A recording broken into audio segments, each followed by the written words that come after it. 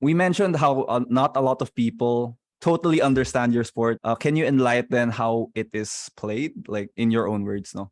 Um, I mean, pole vaulting in the most simplest form is just basically jumping over a stick using another stick. You know, Mm. that's the most simplest thing. But then the rules of the game are it gets a bit more complicated. In every height, the athlete gets 3 attempts, and the moment he missed 3 consecutive attempt on that height, he's considered as out. So the bar goes from low to high, and then you get, you know, in each progression you get 3 attempts. But then there's tactics that are in play that you can work around. And you know, you want to put pressure on the other guy, you can skip the height, or if you feel really confident on that day, you can start a little bit higher. It really comes down to your tactics and your game plan on that day. But I think what's probably one of the most interesting thing about pole was that we actually compete about to each other, but then we're well, at least for me, I'll speak for myself. You know, Mm. I'm more focused on the bar. It's not really the competition. You know, I just want to be the guy who jumps the highest. So there's a weird thing going on that we're all like friendly. Not everyone, but we're kind of friendly at each other and cheering everyone up, because at the end of the day, we're actually against ourselves over that bar. So that's an interesting fact. How did you discover your passion for this sport specifically? I think there's gonna be 2 points in time where I would say, you know, how I discovered my passion in pole vault. I mean, I was born into a family of athletes. My mom was a hurdler, my dad was a pole vaulter. Kind of is pretty straightforward, you know, but my parents, they saw it as a ticket for me to get it to a good school. You know, it wasn't truly mine. It wasn't something that I actually felt like I want to do for, you know, for until where I'm now. You know, I never thought like, oh, I want to actually compete and represent the country, be an Olympian, do all of these. I think not even my parents did think that's doable or that's possible at the time. All I wanted, to be honest, during that time until maybe 2017 was to get in a good school, which I Mm. was able to do. You know, like ended high school, I was able to go to Ateneo and then to UST and, you know, do all of these and get a free ride, basically full scholarship. You know, that's something that helps my parents, helps Mm.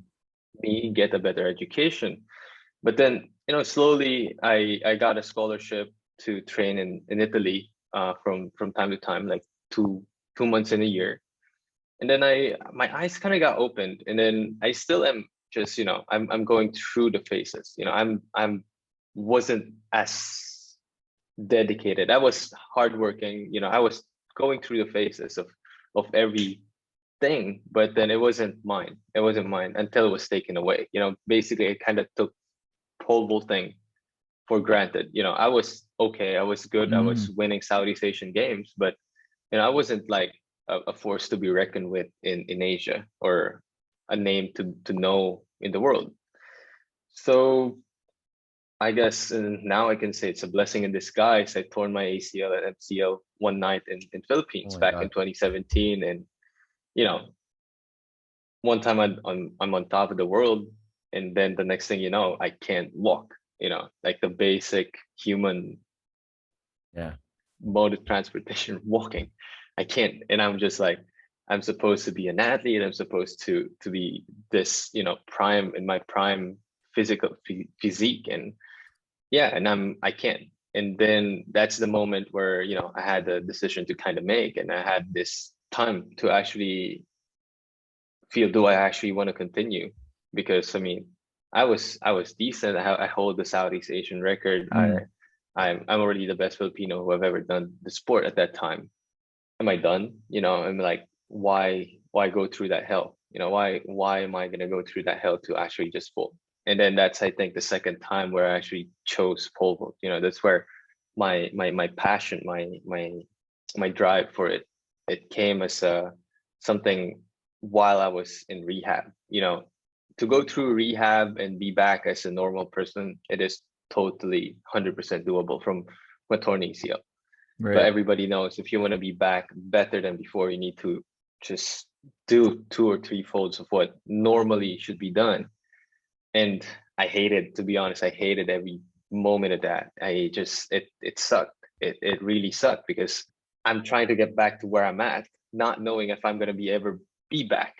You know what I mean? After a possible career-ending injury, having that doubts makes you ponder, makes you think that, hey, maybe this is not worth my while. You know, maybe I'm better off finishing school and just doing what most of the people are doing, which is the most and probably the most logical thing to do.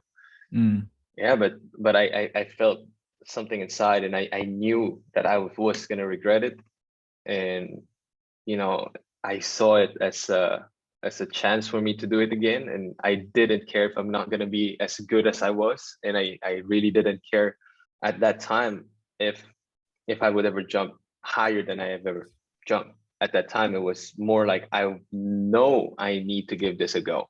You wanted to prove yourself. Not just prove myself. It was more like I want to give myself a chance to be an Olympian, because I felt like I wanted that. And you know, as an athlete, our career is maybe at 30, 35.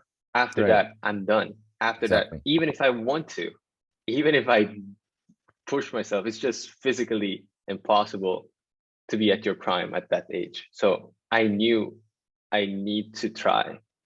And if I don't try now, I'm gonna regret it when I'm 40 and I'm 50. And I'm just like, I need to snap the shit out and just be working as hard as I can and give this the best shot I ever have. And luckily it kind of paid off. You know, as you were saying a while ago, it's like, you know, that conversation with my parents was tough. And you know, those days that I'm not vaulting as high as I should or I could, or you know, as I was, it's tough. And yeah, but I had that decision that I said, you know, I need to give myself the best shot ever in this Olympics. And yeah, I just needed to admit it as well, that you know, logically I had the deadline, and this is maybe probably the cherry on top for my parents to just allow me to do what I want to do. I said, if I don't qualify, don't worry, I'll be done. I'll go back to school. I'll finish everything. I'll forget about pole vault and move on. That's just the reality of it. You know, I have, well, at that time I had 2 years. So, you know, yeah, that was probably where I could say pole vaulting is my decision, and it is actually mine. It is my passion. It is me who decided. It is not my parents. It's not anyone else. It is me.